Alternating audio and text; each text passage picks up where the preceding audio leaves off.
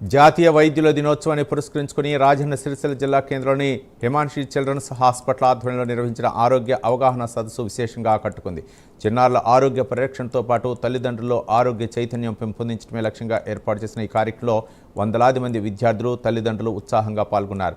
Doctor Surendra Babu, doctor Sridhar మార్గదర్శకత్వంలో నిర్వహించిన ఈ అవగాహన కార్యక్రమంలో వివిధ పాఠశాలకు చెందిన విద్యార్థులు, వారి తల్లిదండ్రులు పెద్ద సంఖ్యలో పాల్గొని వైద్య నిపుణులు అందించిన సూచనలు, సలహాలను ఆసక్తిగా తెలుసుకున్నారు.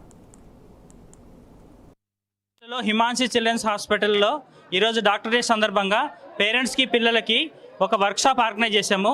ఈ వర్క్షాప్ యొక్క ప్రధాన ఉద్దేశం ఏంటంటే చిన్నపిల్లల్లో హెల్త్ అవేర్నెస్ క్రియేట్ చేయడం అన్నట్టు.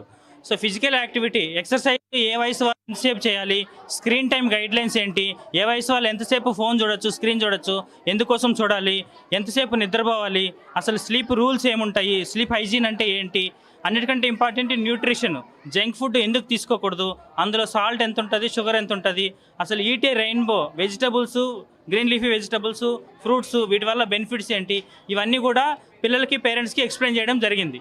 ఈరోజు మేము ఇక్కడ వర్క్షాప్ కండక్ట్ చేసినందుకు అడిషనల్ కలెక్టర్ గారు చీఫ్ గెస్ట్గా వచ్చారు. 500 నుంచి ఒక 600 మెంబర్స్ వరకు అన్ని స్కూల్స్ నుంచి పిల్లలు ఇక్కడ అటెండ్ అయ్యారు. అందరికీ యూస్ఫుల్ అవుతుందని మేము అనుకుంటున్నాము. సిరిసిల్లలో హిమాన్షి చిల్డ్రన్స్ హాస్పిటల్లో ఈరోజు డాక్టర్